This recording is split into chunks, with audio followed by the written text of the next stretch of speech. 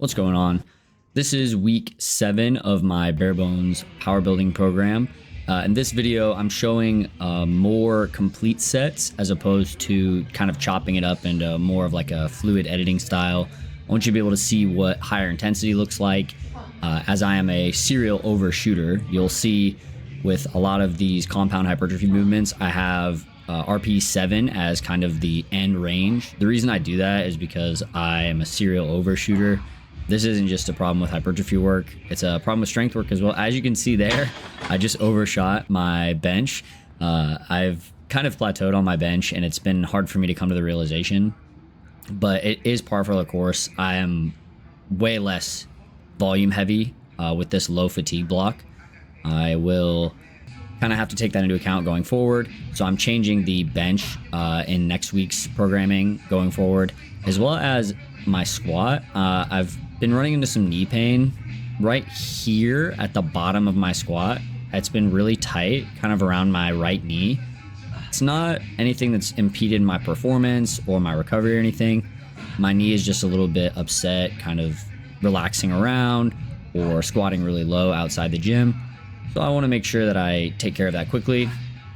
As I'm recording this commentary, I've already tried hack squats. You'll see in the next video that they're hit or miss as well. So I'm going to be continuing to experiment with that.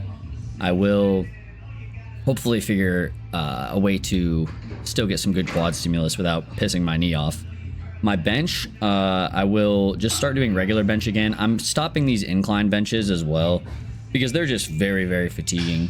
My session RPEs are starting to feel like an RPE 10, which is always a good indication to kind of switch things up. I would definitely recommend that if you're someone who's running into like a plateau situation in your programming. If you're at the point where you're tired all the time, every time you leave, you're super beat up, you have some, some lagging injuries, not injuries, but just discomfort. It's always a good time to switch things up and reintroduce something to your muscle that you haven't yet. So just kind of switch up the exercises. Switch them up maybe just a little bit at first before you go a completely different direction. That's what you'll see me do here. With my squat, for instance, I'll work up to a hack squat. I'll kind of experiment with that. And then if that doesn't work, I'll go to a leg press. If that doesn't work, I'll go to maybe a pendulum squat or maybe a body weight squat of some sort with like a pre-fatigue, maybe through a leg extension. But little by little, I'll work further away from what I've been working on. That way I still can get a good stimulus without changing my goals too much. As far as my bench goes, I'm just gonna need to up the volume with the traditional bench in order to see if I can maybe eke out a couple more pounds before I back off again. I will be updating that in the next video. We'll see how that goes. And then for my barbell rows and my pull-ups, I've kind of run into a similar problem. The overarching theme of this video is once you run into fatigue, like high fatigue, and you're starting to plateau your lifts, you're not adding weight, you're not adding reps, or you're adding weight and adding reps but your session fatigue is super high, you can barely recover, or you feel like you just had to give it your all most of the days you're training, probably time to switch things up. There's no need to, grit through it all. You can change things and still get a great stimulus. You'll actually probably get better results if you can devote more energy to each session without blowing yourself out. So for instance, my pull-ups, I've been doing 5 for pretty much every set for about 2 weeks now. Things have really regressed there. Same with squats. You're seeing this session you're watching is my last session of high bar squats. I was still progressing in weight and reps. I was, getting to the top ends of the rep ranges, adding weight, but, like I said, my joints and my brain were just completely zapped. That's kind of what happens when you do a lot of compound movements. You shouldn't really expect yourself to be able to carry them for more than, 8, maybe 12 weeks if you're lucky.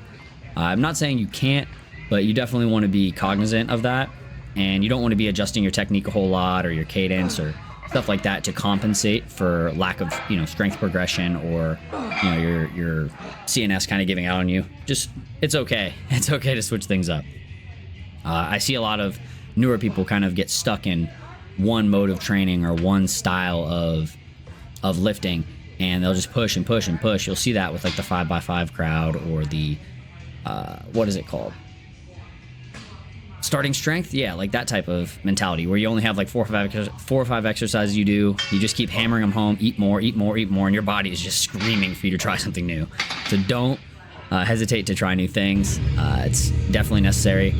But this bench right here, this is probably a good example of when things were going well. Like I had a good touch, everything looks fine. But then some of those other days I just really overshot and completely ruined things. I put all my singles, as you can see on the screen. I put all my good singles this week and last week on IG, so you'll stay a little bit ahead of things if you are on my Instagram.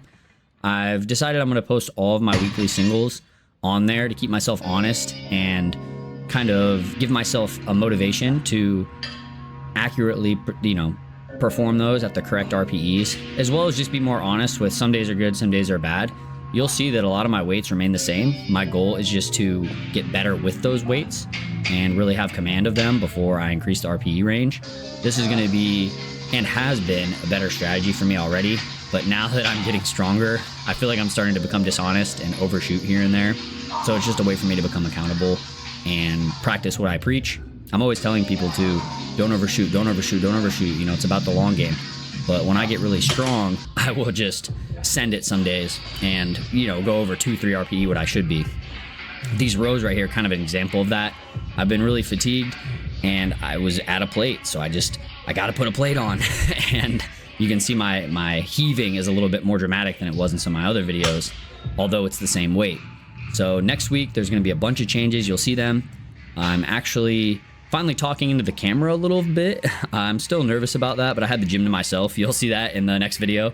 So I hope you enjoy these little narrations, and I hope you can gain something from this on how to adjust your programming and how to deal with setbacks in the gym. And like if you did enjoy, subscribe if you're new, and I'll see you guys next time.